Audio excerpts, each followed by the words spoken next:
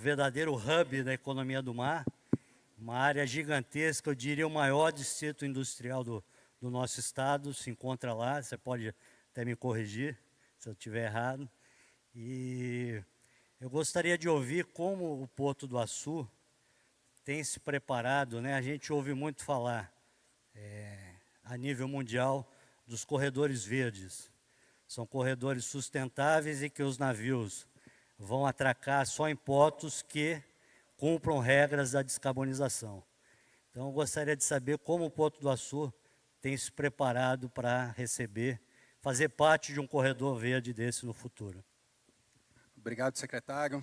Boa tarde a todos. Aproveito aqui para agradecer o convite, em nome do presidente Robson Carneiro da FACERJ, aproveitar também e parabenizar aí pela organização para um evento que, para a gente, como Porto, é muito caro, muito importante, mas que a gente dá a oportunidade de abrir para a sociedade como um todo, principalmente quando a gente pensa que 95% do que é consumido no mundo passa por portos, passa pelo transporte marítimo, e nessa linha, entrando um combustível que ele, de alguma forma, é acessível, porque se for caro e inviável, ninguém vai consumir, e o terceiro pilar, que é justamente o entendimento de que ele tem que ser o mais renovável possível, ou que gere o menor impacto.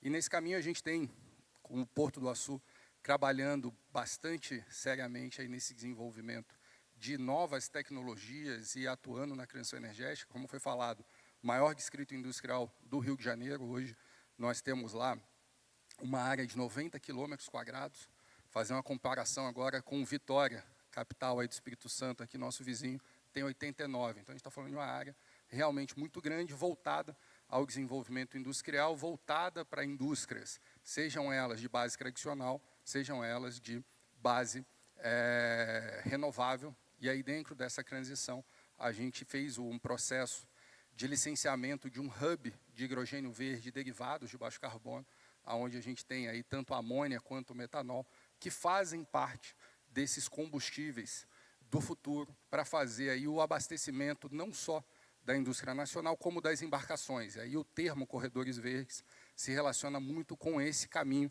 onde a gente vai ter embarcações que são propelidas a esses combustíveis de baixo impacto. Mas tem um ponto que é fundamental. Amônia e metanol tem sido muito comentado por ser um combustível de mais fácil acesso para os países ricos.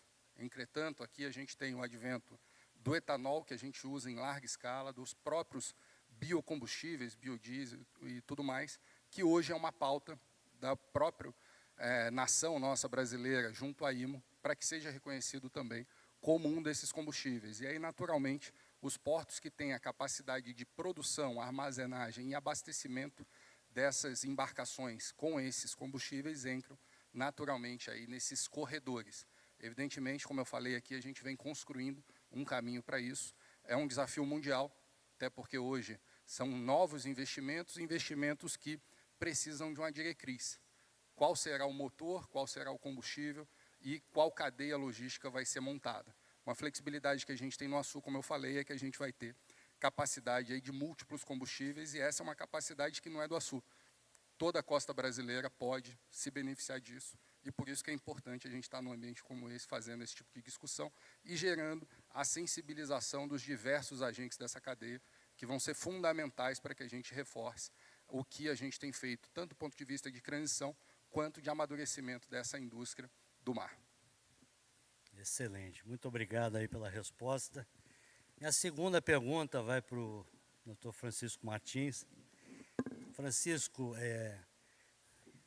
pesquisando sobre o Porto do Rio de Janeiro, se fosse um município, o Porto do Rio de Janeiro, seria o terceiro em arrecadação de ICMS. O senhor pode até confirmar isso para a gente. E também, recentemente, nas redes sociais, vimos um projeto de urbanização da área do Porto, com um vídeo sobre várias praças ali na região. Minha pergunta é, o senhor poderia abordar esse tema com a gente, se houve essa consulta ao Porto, e como é que está essas tratativas, por favor?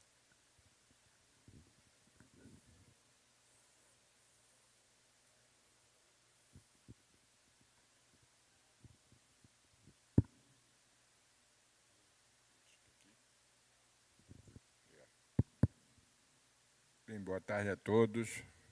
Gostaria de saudar pela iniciativa, discutir a economia do mar, discutir, entre outras coisas, na verdade, o futuro da humanidade, né? E é muito importante que essa pauta esteja cada vez mais presente, principalmente nos fóruns econômicos, né?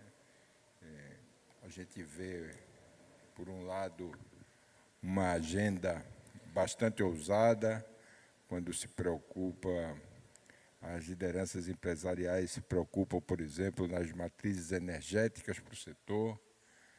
Por outro lado, a gente assiste, em pleno século XXI, arbitrariedades como prisão de ativista ambiental e coisas desse gênero. Mas, voltando aqui à nossa pauta, é verdade que o conjunto dos portos públicos do Rio de Janeiro, se fosse o município, seria a terceira maior arrecadação. Se a gente desconsiderar os royalties do petróleo de Campos, seria a segunda maior arrecadação, mais de 4 bilhões de reais ano. Dezenas de milhares de empregos são gerados de forma direta ou indireta pelos portos do Rio de Janeiro, pelos TUPs. Ou seja, os portos têm além do papel no desenvolvimento econômico, tem um papel social muito forte, de inclusão social pelo emprego, pela geração de renda direta. Nós, ultimamente, estamos desenvolvendo com alguns operadores uma campanha para mostrar à população, principalmente do Rio de Janeiro, como o Porto do Rio de Janeiro está na vida de cada um. Está no pão que está na padaria. Nós temos o mais moderno terminal de trigo da América Latina, está no combustível que vai no carro, está no eletrônico que cada um compra. Tudo isso circula pelo porto. Muitas vezes, dada a característica da operação, necessita ser uma operação, de fato, isolada por questões de segurança, pouca gente imagina o que está por trás dos muros, a não ser quem vai passear na roda gigante, que tem uma ideia mais de cima. Mas por trás daqueles muros há muitos empregos, há vida. É nesse sentido que a gente está lançando uma campanha. Foi com muita surpresa que nós vimos, algumas semanas atrás, na edição do Globo, um anúncio de um projeto de transformação da área do Porto do Rio em um parque ou em um jardim. Meu primeiro impulso foi lançar na semana seguinte, no Globo, o projeto de demolição daquele prédio da Prefeitura das Laranjeiras para construir um prédio em forma de âncora para ser a sede da Porto Rio. Ou seja, ninguém nos perguntou, ninguém nos consultou, e a gente soube de um projeto do nosso quintal, sem que tivesse ninguém nos perguntado. Mas entendo o momento político e talvez as motivações que levaram a isso, mas de um anúncio que eu diria um pouco pirotécnico, até a realidade, até o pé no chão, existe uma distância abissal. Se o projeto fosse implantado, e ele não pode ser implantado em terras do porto sem o conhecimento e a permissão do porto, aquilo ali não são áreas públicas da prefeitura. Aquilo são áreas que pertencem a Porto Rio, governo federal. Se ele fosse implantado da forma com que foi desenhado, e ele foi apenas desenhado, ali era uma maquete virtual, sem nenhum compromisso com análise de impacto, etc., ele comprometeria irremediavelmente a operação, por exemplo, de todo o Cais da Gamboa, de boa parte do Cais de São Cristóvão, do Cais de Caju. Enfim, nós tivemos já algumas reuniões com a prefeitura. onde fomos muito enfáticos, eu tenho repetido em toda oportunidade que tenho, de que, no caso do Rio de Janeiro, o Porto do Rio de Janeiro, a exemplo dos demais portos, os outros 4, sob responsabilidade da Portos Rio, são portos em expansão. Não são portos que estão encolhendo, nem que podem mais ceder áreas à cidade, porque já cedeu. Porto Maravilha foi implantado com a cessão de área, que está demolindo área de banheiro para poder botar container, em função de alguns gargalos logísticos no sul e sudeste. Mas mostra a capacidade do Rio de Janeiro de responder às necessidades da malha logística do Brasil. Diante das dificuldades no sul e sudeste, o Rio absorveu essa movimentação de contêineres, evitando o desabastecimento. Então, o Porto do Rio, por exemplo, é um porto estratégico na malha logística brasileira. E não está assim para ser jardim de infância ou jardim não sei lá de quê. Não há cabimento. A integração porto-cidade é um princípio que a gente respeita, conhece e acha que é importante, mas não dessa forma.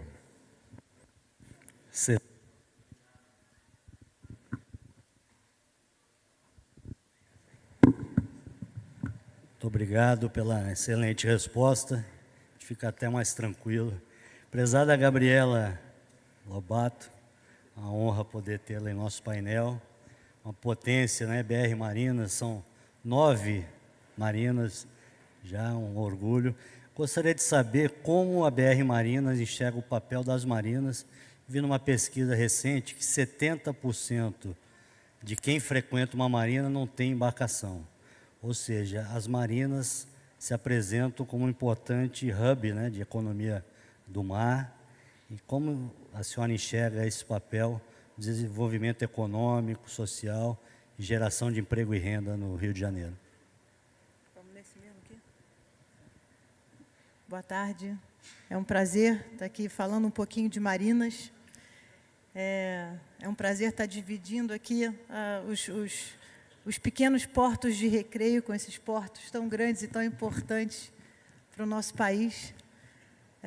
Mas, realmente, as nossas marinas hoje, elas estão todas no estado do Rio de Janeiro. E a única marina pública é a Marina da Glória, né? As outras marinas todas não são marinas públicas. Mas, dentro do hall de frequentadores de marinas, hoje nós temos 2.200 embarcações. Algumas embarcações com um marinheiro, outras embarcações com mais marinheiros. Então, só nesse número de marinheiros já é um volume muito grande de colaboradores que frequentam as nossas marinas. Tirando isso, a gente tem um polo industrial náutico em Angra dos Reis também. Esse polo industrial náutico abriga 70 unidades comerciais, sejam elas de fabricação ou de manutenção de embarcações ou motores, etc. Então, é mais um rol muito grande também de geração de empregos, além da nossa geração de empregos direta da BR Marinas, né? A gente tem as áreas de restaurantes, e nas áreas de restaurantes, certamente... Aliás, eu certamente não, mas eu espero que quase todos vocês tenham frequentado a nossa Marina da Glória, que é no coração do Rio de Janeiro, e é um orgulho para todos nós, né? Depois que nós conseguimos transformar ela numa marina pública de verdade, pós-Olimpíadas de 2016. E nós temos, sim, esses consumidores que frequentam e são admiradores do mar.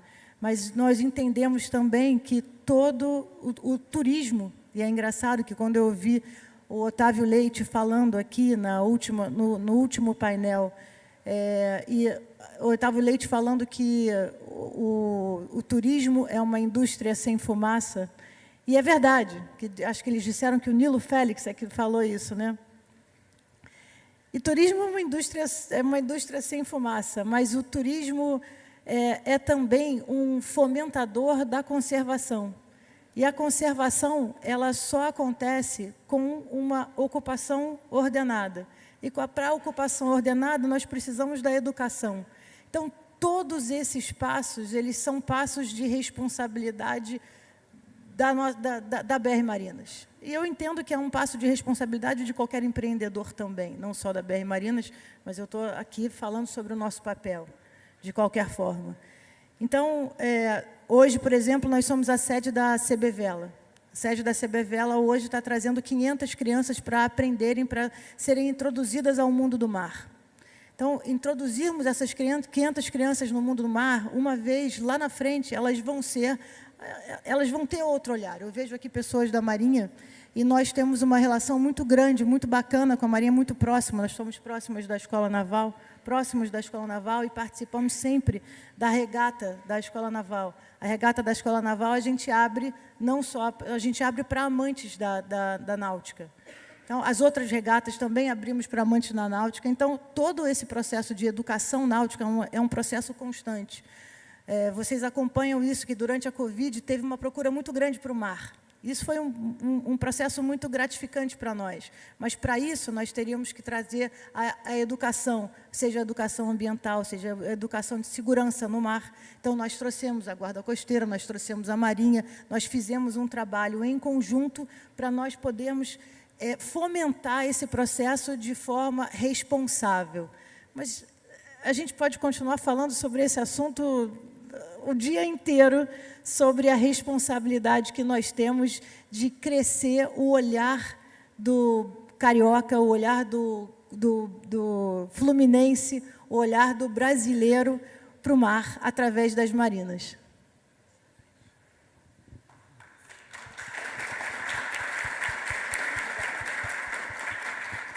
Excelente, muito obrigado pela contribuição. Ulisses Oliveira, meu prezado amigo, Porto Sudeste. Ela começou a falar de sustentabilidade, né? A gente só vai ter uma economia do mar azul, economia azul, se a gente for sustentável. Então, gostaria de saber como é que o Porto Sudeste tem contribuído para manter as atividades, por exemplo, de pesca na região, né, as atividades que usam ali o mar, os pescadores artesanais.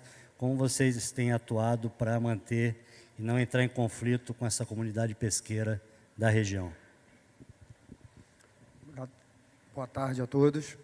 Em primeiro lugar, agradecer aqui o convite à FACERJ, ao SEBRAE, a possibilidade de estar aqui dividindo o painel maravilhoso aqui com os meus colegas. Agradecer, comandante, também pela pergunta. Falando de economia do mar, é importante fazer uma contextualização primeiro, né? O Porto é um dos elos, né, da economia do mar. Nós somos um dos diversos elos que a economia do mar carrega no nosso estado. A gente sabe que existem aí muitas outras atividades, como a extração mineral, a geração de energia, que foi mencionada aqui, o porto, marinas, estaleiros, a pesca, o turismo, práticas de esporte. E em qualquer ramo da economia, nós pensamos que o principal objetivo é que os elos se agreguem e não impeçam a realização do outro. E muitas das vezes um terminal portuário é visto nessa cadeia predatória como o topo. Está longe de ser verdade, obviamente. Temos outras atividades ali que podem impedir também a realização da atividade portuária. Acho que o presidente Francisco aqui deixou bem claro o que pode acontecer eventualmente. Mas a organização, em primeiro lugar, do espaço marinho, e aí eu chamo a atenção que existe um projeto importante aí do espaço marinho sendo organizado pela Marinha do Brasil, tem representantes aqui, o comandante Calixto estava até pouco aqui também, é uma das partes importantes para que todas as atividades tenham o seu espaço de realização independente da outra, sem gerar impacto negativo ou impedir a realização da outra. E, à medida que a evolução vai acontecendo, vão surgindo novos elos desse ramo da economia, né, economia do mar. Então, o porto foi um dos que surgiu, como geração de energia, hoje tem surgido também. Então, o ordenamento desse espaço marinho é algo determinante para evitar que você impeça um outro de acontecer. No nosso caso, no caso de Porto, um dos principais acaba sendo a pesca, como o senhor está perguntando, comandante. E o principal fomento, a principal forma de desenvolver essa atividade, é óbvio que uma empresa, quando se instala numa localidade,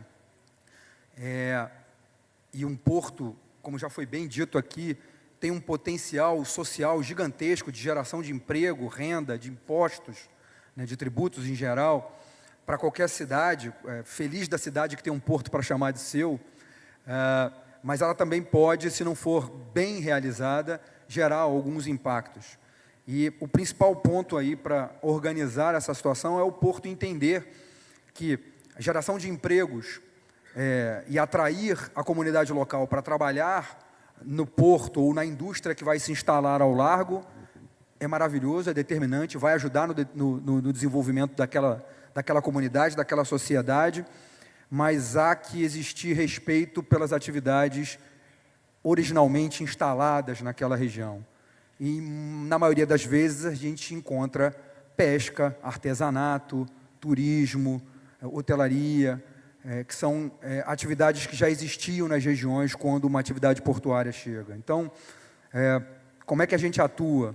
A gente procura fornecer qualificação e abrir as portas do terminal portuário para ajudar aqueles que queiram ingressar no mundo industrial portuário a trabalhar conosco ou na indústria em geral, mas a gente também não deixa de incentivar e dar toda a capacidade possível, quando necessária, às demais atividades originárias e históricas que a região ali desenvolve. Então, por exemplo, o Porto Sudeste tem parcerias com a Marinha do Brasil para oferta de cursos de habilitação a pescadores, para que eles tenham as suas habilitações corretas para exercer a atividade, né, de POP, ESEP e demais, que o pescador necessita para estar no mar exercendo a sua atividade.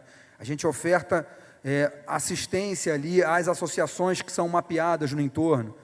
Só para contextualizar a todos aqui também, a gente está situado em Itaguaí, então operamos na Baía de Sepetiba.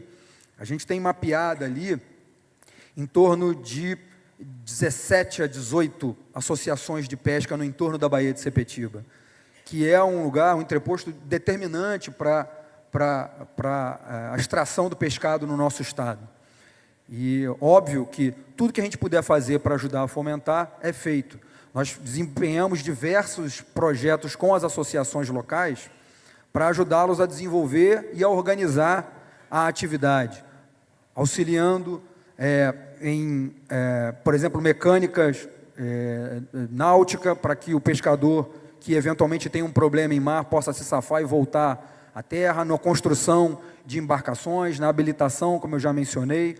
Então, essa é algum exemplo do que a gente procura realizar. E, em esfera maior, a gente procura oferecer meios daquela microempresa que é o pescador ali em si, que precisa levar o sustento para a sua casa, que foi mencionado aqui no painel anterior, antes do almoço, para que ele tenha também o mínimo de educação empresarial e possa desenvolver o seu negócio como um negócio deve ser, né? Entendendo os custos da sua operação, entendendo até onde ele pode se desenvolver, que novas atividades ele pode trazer. Então, nós já tivemos oportunidade de realizar projetos com o Sebrae, já tivemos oportunidade de fazer o uso de aplicativos que juntam as pontas do produtor para o consumidor, quase como um aplicativo como esse que comumente a gente usa para achar comida, mas que basicamente auxilia a comunidade a ver o produtor local dentro da sua região, no mapinha ali da sua região. Então, são essas ações que, por vezes, podem parecer pequenas, mas são fomentadoras de desenvolvimento regional e do microprofissional que está ali instalado, que são determinantes, não só para o Porto ter as pessoas da região trabalhando consigo, e o Porto Sudeste, por exemplo, tem cerca de 70% da sua força de trabalho da região de Itaguaí, Mangaratiba e Seropédica, que é a região que nos cerca ali, e isso gera automaticamente um cuidado inerente no colaborador que está dentro do terminal portuário, porque o que está do lado de fora é a casa dele, e assim a gente consegue tratar e trabalhar de maneira sustentável e responsável, e, ao mesmo tempo, dar a oportunidade dos negócios e demandas e atividades históricas da região também continuarem crescendo e se desenvolvendo. Obrigado.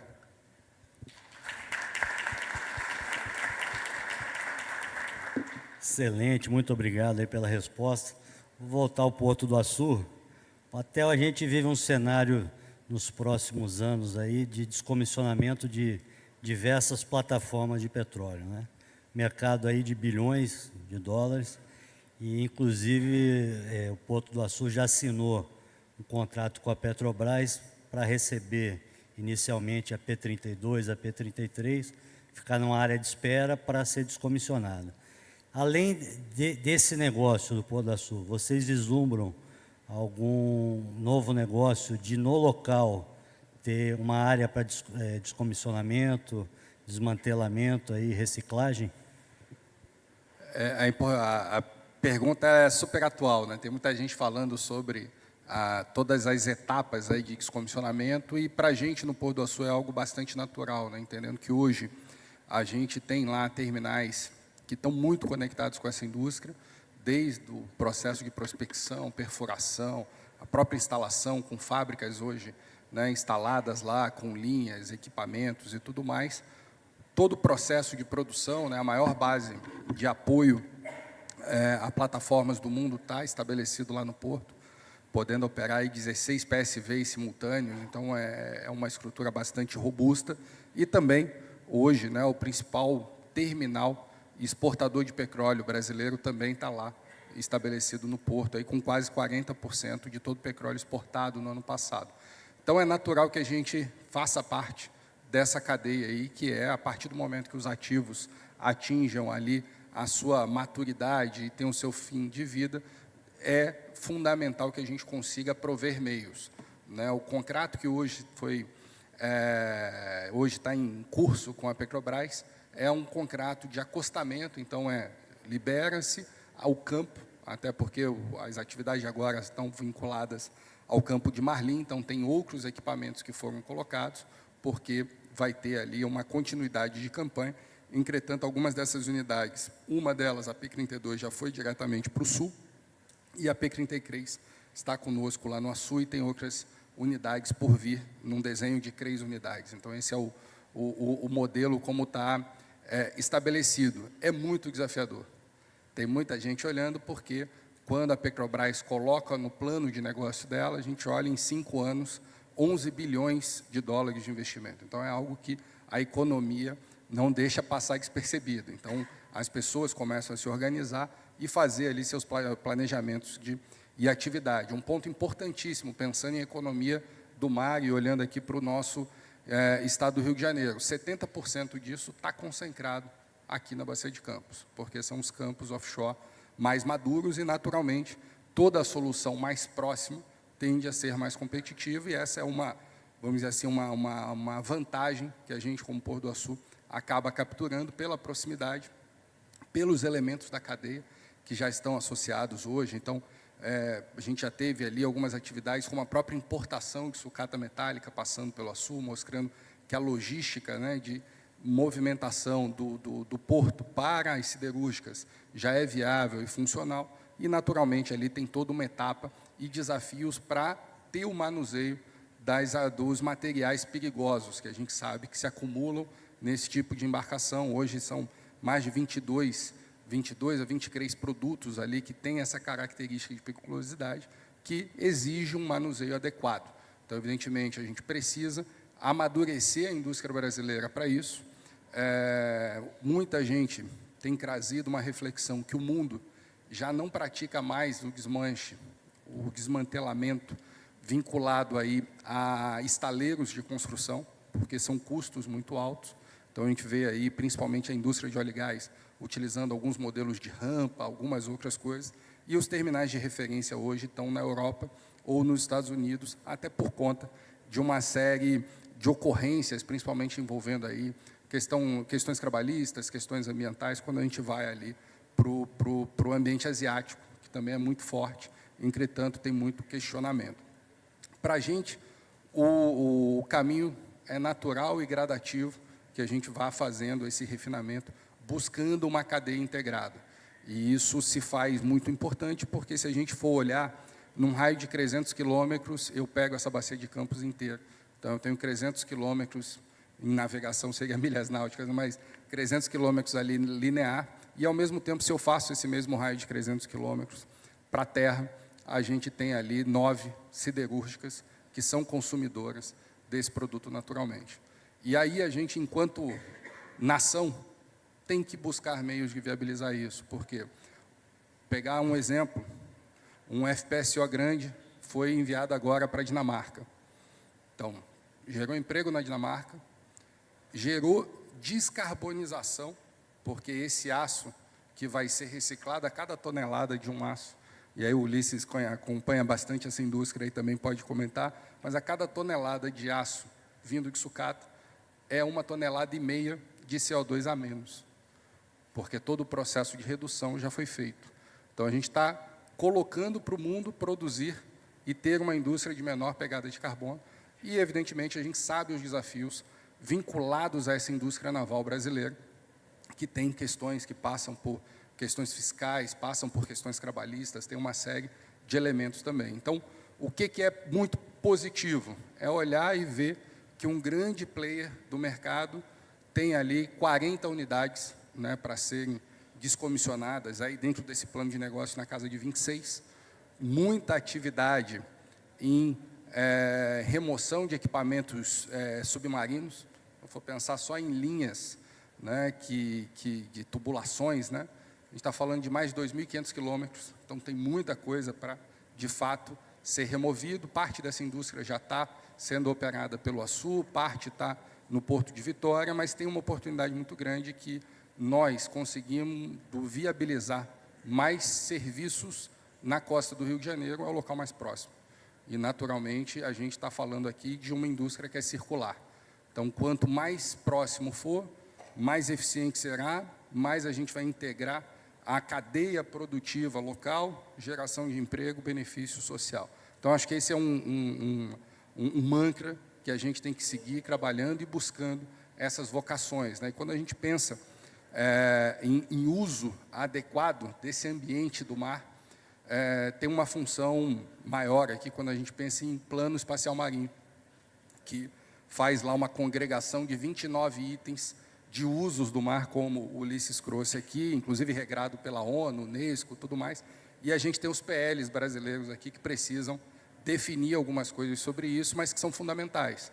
Porque outra coisa que é uma riqueza que o Brasil tem e que o Rio de Janeiro tem é o potencial de energia eólica, que está justamente aqui na frente, e é algo que não é o Brasil contra o Rio Grande do Norte, Ceará, ou Rio Grande do Sul, Santa Catarina, que são os outros 2 pontos de produção.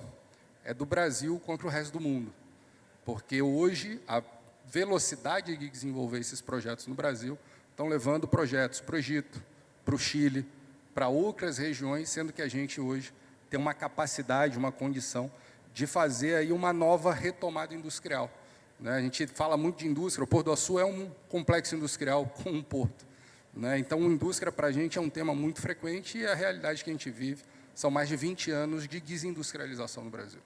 E a gente tem a capacidade de provocar essa industrialização baseada em meios sustentáveis, que é justamente o que a gente está falando, e é uma indústria que se pereniza, gerando empregos de qualidade e não sendo fornecedor de commodity.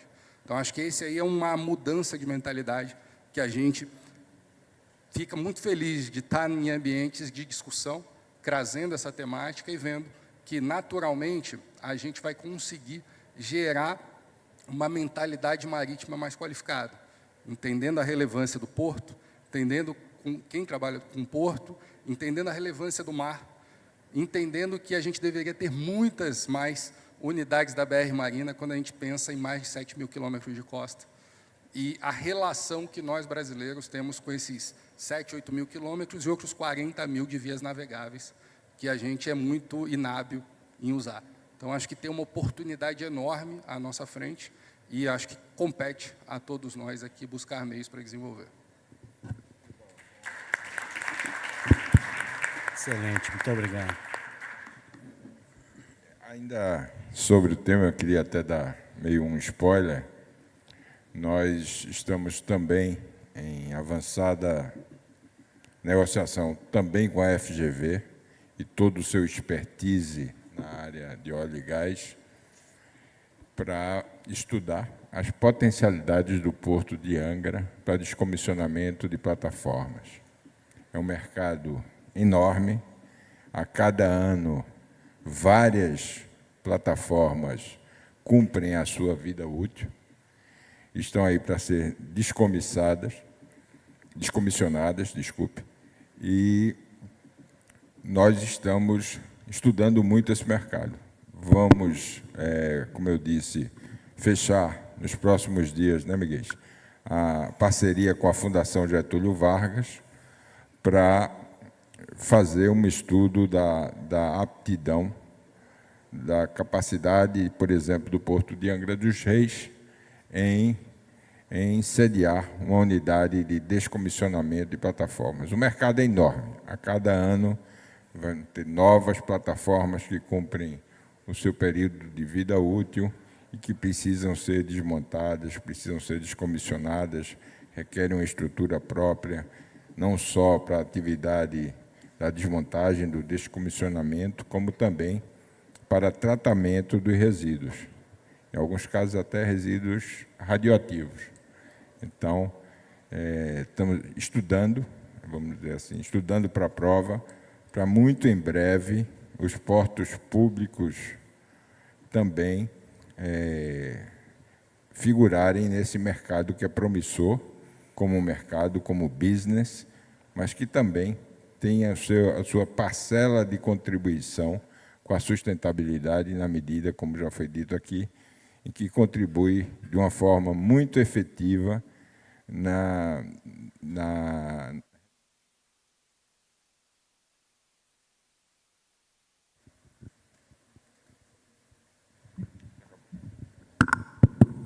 Vou deixar com o senhor o microfone, que a pergunta é para o senhor mesmo. Presidente Francisco, vivemos a quarta revolução industrial, onde a inteligência artificial, conectividade e outros avanços tecnológicos estão à disposição dos empreendedores, né?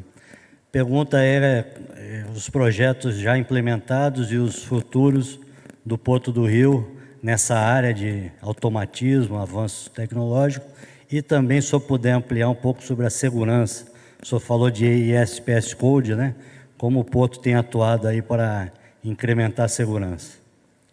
Essa é uma área a qual eu, particularmente, sou muito entusiasta, né? Tive a oportunidade de desenvolver a área de tecnologia e inovação no Porto de Suape e vim muito animado para o Rio de Janeiro, para aqui também a gente poder desenvolver essa área que tem uma relação direta em competitividade dos portos, na eficiência da operação, etc. Tive a oportunidade desse ano visitar a Feira de Barcelona de conectividade, uma feira gigantesca. Quem conhece a Intermodal é do tamanho de 20 intermodais, somente tratando de tecnologia e conectividade. Lá, por exemplo, tivemos a oportunidade de conhecer os trabalhos executados pelo Parque Tecnológico de Itaipu. Estamos também em vias de formalizar um acordo com o Parque Tecnológico de Itaipu no desenvolvimento de sistemas de segurança portuária. Importante dizer que o Parque Tecnológico de Itaipu tem, entre outras tarefas, contribuído para a segurança no lago da hidrelétrica. Uma tríplice fronteira, uma área imensa que requer uma vigilância permanente e muito eficiente. Temos investido, a semana passada terminamos a instalação do radar no Porto de Itaguaí, já temos um radar em Niterói instalado e vamos instalar o terceiro radar nos portos públicos por conta da Porto Rio, no Rio de Janeiro.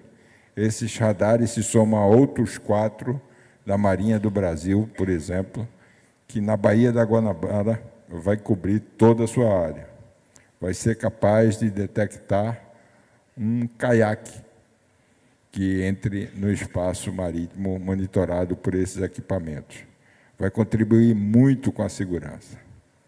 Nós tivemos o Porto do Rio de Janeiro, junto com o Porto de Santos, como os portos onde a GLO foi decretada como área de segurança. Não por acaso, Itaguaí também. Não por acaso, essas áreas foram eleitas naquele momento pela quantidade, pelo papel que esses portos, infelizmente, desempenham na logística de distribuição de drogas, na evasão por contrabando. E durante a GLO, a gente ainda assim registrou algumas ocorrências e continuamos registrando. Então, daí, um pesado investimento em segurança, porque entendemos que um porto seguro é um porto mais competitivo nos dias de hoje. Então, o investimento, temos previsto mais de 50 milhões de reais esse ano de investimento em segurança. Estamos desenvolvendo na área de tecnologia vários sistemas que visam agilizar todo o trâmite de desembaraço de mercadorias, para que esse desembaraço se dê de forma mais confiável e mais rápida. Então, é uma área que está intimamente ligada à eficiência e à competitividade dos portos. Daí, não é mais uma área lúdica, onde se tratava a tecnologia como um fim, mas não como um meio que impacta diretamente a eficiência e a performance. Então, essa é uma das prioridades da gestão, é uma das prioridades do governo federal, e estamos levando esse assunto muito a sério. Excelente, muito obrigado. Já aí, para a gente tentar cumprir o tempo do nosso painel, eu pediria umas considerações finais de cada um dos senhores, uma mensagem final. Gabriela, poderia começar, por favor? Mensagem final, tem tantas mensagens finais, na verdade, mas uma delas, acho que nós fazemos um trabalho, assim, o trabalho do empresário junto com a comunidade é um trabalho extremamente importante. E o acesso à informação é muito importante também. Eu não sei quem dos senhores sabe, mas existe uma lei federal que 20% da sua conta de luz, tanto da sua casa quanto da sua empresa, você pode pagar com produtos sólidos recicláveis. Não sei, quem de vocês sabia disso? Ninguém, né? E é uma economia. Então, lá na BR Marinas, na Marina da Glória especificamente, o que a gente consegue fazer, a gente faz esse recolhimento dos resíduos sólidos que chegam da Baía de Guanabara. Nós fizemos um acordo com a Light, que é a concessionária do Rio de Janeiro, nesse caso, e a Light faz o recolhimento e faz a separação, e ela nos dá um desconto na nossa conta de luz, todo mês. É um desconto que não é tão relevante, acho que chega a R$5.000 por mês, mas é extremamente relevante. Só que, ao invés de a gente colocar esse desconto na nossa conta, a gente coloca esse desconto na conta de uma ONG chamada Gastromotiva, que ajuda e faz comida de qualidade para moradores de rua e faz treinamento e faz capacitação de chefes e subchefes na Rua do Senado. Então, é toda uma economia circular que, pela falta de informação que nós temos, a gente poderia estar proliferando esse assunto. É um assunto que é o direito de cada um de nós, e a gente consegue aproximar um pouco mais a nossa comunidade, e a gente consegue fazer um pouco melhor essa questão sustentável. E é impressionante que, para todo mundo que eu falo, ninguém sabe disso. E você pode fazer isso de dentro da sua própria casa. Voltando para a nossa área, e aí falando um pouco do CEDEMAR, um trabalho que nós poderíamos colocar em prática, que é um sonho muito antigo, e foi falado, inclusive, na questão do turismo. Posso só explicar?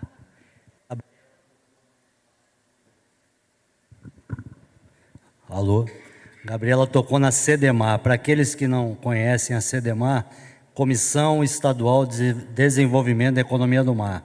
Ela é ligada à nossa Secretaria de Energia e Economia do Mar, e temos já 12 grupos de trabalho em andamento. As reuniões são trimestrais, sempre na Escola Superior de Guerra. Todos estão convidados, quem tiver interesse pode me procurar ao final. E o foco da CDMAR é política pública. Ou seja, a gente tem lá o triplo hélice atuando, governo, academia e empreendedores. Então, é a chance do empreendedor tornar a política pública os seus anseios. Então, está aberto a todos que têm interesse, tá? Podem me procurar ao final. E a BR Marinas tem sido um parceiro importantíssimo no grupo de turismo náutico. Ou seja, a gente ouve quem faz acontecer, quem gera o emprego, a renda e o imposto, né, são os senhores, para a gente tornar viável a política pública. Obrigado por citar a CDMAR. Imagina, mas o projeto que nós estamos trabalhando dentro da CDMAR é um projeto muito simpático, é um projeto de turismo, que é um projeto onde nós fazemos aquele hop-on, hop-off de barco. Então, a ideia é a gente fazer aproximar mais o Rio de Janeiro de Niterói e fazer um caminho turístico, onde você pode entrar em qualquer um dos pontos, seja o MAC, seja aqui o Caminho Niemeyer, seja o Museu do Amanhã, seja um forte, e você tem um caminho turístico onde você pode aproveitar o mar da melhor forma possível. Por último, eu queria contar só uma historinha, que eu não sei se vocês sabem também, que nós temos um processo de dessalinização, e toda a Marina Verolme, que é uma área bem grande, tem 330 mil metros quadrados, ela é totalmente... Nós usamos a água do mar como água potável. É um trabalho que a gente demorou 4 anos para fazer a aprovação, e esse é um dos grandes gargalos dos nossos empreendedores, né, são as aprovações, todos nós sabemos disso aqui. E hoje, quando vai à Marina Verolme, eu convido vocês todos a irem até lá, vocês vão ver todo o processo de osmose reversa numa grande escala, onde a gente consegue beber a nossa água potável, eu levo minha garrafinha lá, e vem toda do mar. E a gente conseguiu, depois de muito tempo, aprovar isso também aqui na Baía de Guanabara. Então, o próximo passo, onde a gente vai colocar esse processo de dessalinização, vai ser na Marina da Glória. Então, espero que... Muito obrigado pelas excelentes contribuições. Ulisses, por favor, poderia uma mensagem final, considerações finais. Agradecer, mais uma vez, a oportunidade de participação. Como mensagem final, acho que fica muito claro a necessidade da sociedade como um todo fomentar políticas públicas para um desenvolvimento sustentável da nossa economia, da economia do mar em especial. Toda vez que a gente ouve falar em investimento sustentável para a nossa economia no nosso país, a gente ouve dizer em investimento para manter a Amazônia ou coisa do tipo. Não que esteja errado, não tem nada errado com isso, por favor, não me entendam mal, mas o principal era fomentar a industrialização sustentável da nossa economia, fazermos a nossa economia girar de maneira diferente daqueles que degradaram e nos obrigam hoje a atuar da maneira como atuamos, de maneira compensatória em muitos aspectos da nossa sociedade. E ter a oportunidade de gerar uma economia sustentável está nas nossas mãos aqui. Eu acho que fomentar políticas, como foi mencionado aqui agora, é determinante. Ter empresas conscientes e responsáveis. Eu já estou interessado em conhecer o seu sistema de salinização.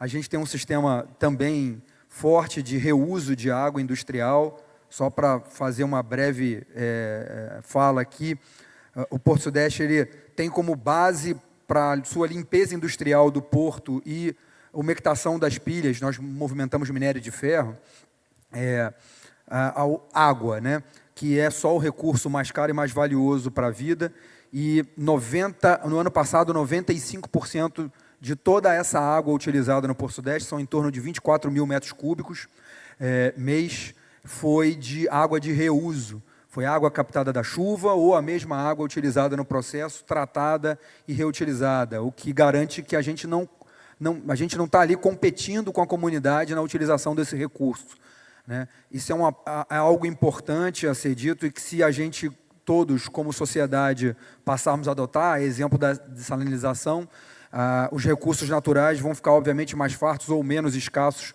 do que nós temos atualmente. Eu acho que é isso. Eu quero agradecer mais uma vez a oportunidade e parabenizar a todos aqui pelo seminário. Obrigado. Muito obrigado. Patel, por favor. Posso? Então, reforçar o agradecimento, reforçar que o diálogo é o caminho, mas, acima de tudo, a atitude e o intuito de fazer, né? Ou seja, tudo que a gente falou aqui é porque, de fato, alguém se preocupou e começou a fazer. Então, a gente tem essa possibilidade todo dia quando a gente acorda, né?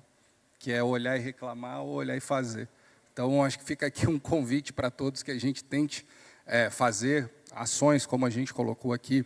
Abro aí para que quem não conhece acesse o relatório de sustentabilidade nosso do Pôr do Açu. Tem uma gama de todas as ações que a gente faz lá, passando por reuso, passando por todos os processos de reciclagem que a gente tem, mas, acima de tudo, um uso e uma relação diferente com o meio ambiente. Então, a gente precisa ter isso estabelecido. Alguns exemplos que foram colocados aqui são fantásticos, né? A gente pensar em osmose para uso de água, a gente tem lá 2 térmicas que rodam no Açu, produzem energia somente para 14 milhões de residências. Então, energia aí para todas as casas do Rio, Espírito Santo e Minas Gerais. E ela roda 100% com água do mar. E essa é uma decisão que, na hora de se estabelecer ali, o tal do Final Investment Decision, né? Pô, vamos fazer ou não vamos? Pesa, custa. Mas vem cá, a gente está comprometido ou não está? Então, a gente precisa ponderar e tomar algumas decisões, sim. E compete a vocês que estão aqui, que também são decisores, tanto em meio industrial, comercial, quanto em casa, quando olha lá para a embalagem suja e resolve colocar no lixo daquele jeito. Então, cabe a cada um de nós fazer essa reflexão e agir para que a gente tenha um mundo mais sustentável e, naturalmente, a gente vai estar fortalecendo aí essa indústria, essa cadeia da economia do mar e que a gente vai estar sempre conectado. É impossível um país com a nossa costa, um país continental, não ter a economia do mar como um dos seus principais vertentes. Então, se a gente for olhar hoje a relevância do que a gente tem, seja no óleo e gás, seja nas energias de transição, se a gente for pensar que grande parte da balança econômica hoje também está conectada à indústria agrícola e à indústria de mineração, sem porto, sem mar, não tem essa comercialização. Então, acho que é importante que a gente consiga ver aonde a gente se encaixa nessa cadeia e diariamente se incomodar, né, e transformar o passo seguinte do incômodo, que naturalmente é uma reclamação, em ação. Então, acho que esse é o meu pedido e recado a todos aí. E, da mesma forma, se abrir para ouvir. Então, tenho certeza que vocês aqui devem ter um bocado de ideia, um bocado de empresa desenvolvendo tecnologia. Acessem, a gente vai estar por aqui. Vai ser muito bom ouvir isso de vocês. E, para fechar, tem uma iniciativa muito bacana que a gente tem lá, que é um Conselho de Desenvolvimento Local, onde a gente pega ali formadores de opinião da nossa região, de diferentes setores, da academia, do meio industrial, meio comercial, para ouvir. E, a partir dessa escuta, eu acho que a gente consegue estabelecer planos para se relacionar melhor com essa comunidade e fortalecer essa economia. Então, deixo aqui meu muito obrigado, um agradecimento profundo pela possibilidade da gente ter uma discussão séria sobre o assunto e ladeado aqui de pessoas que são especiais. Obrigado aí pela companhia.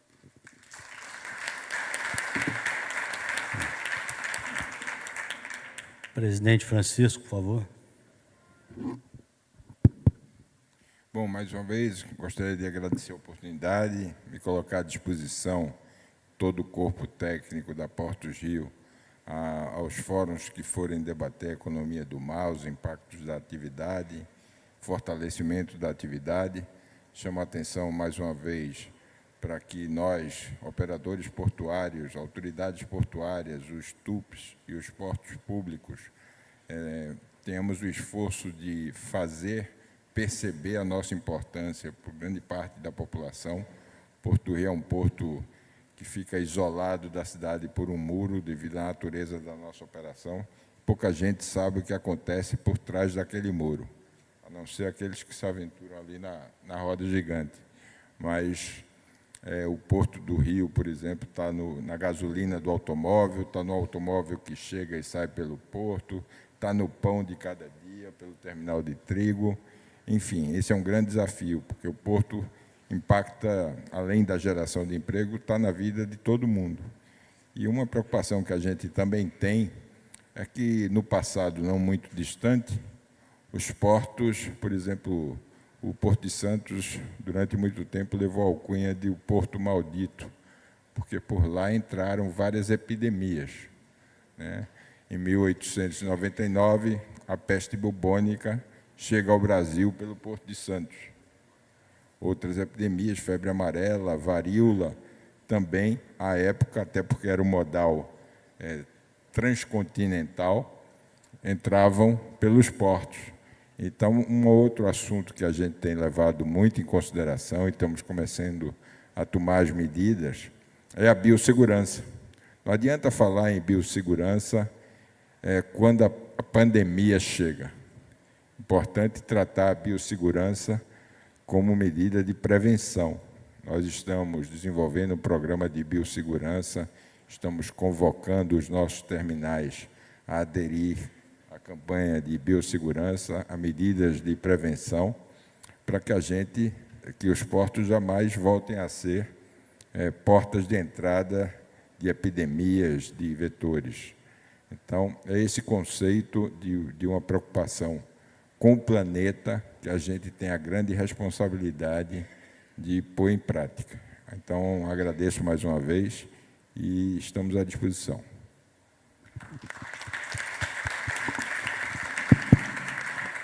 Muito obrigado, presidente. Para encerrar, gostaria de dizer que só estamos no Brasil hoje graças à economia do mar.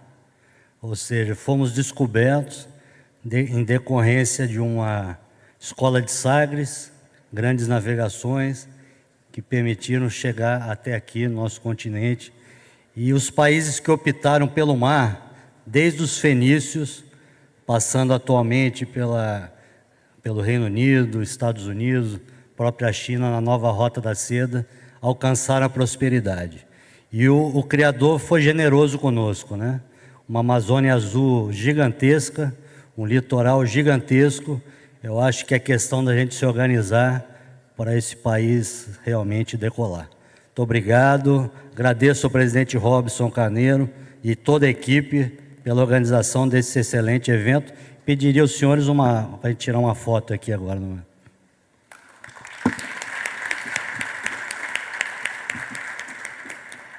Obrigada, Marcelo Alexandre, foi o mediador nesse debate, subsecretário de Economia no Mar, Gabriela Lobato, Francisco Martins, Vinícius Patel e Ulisses Oliveira.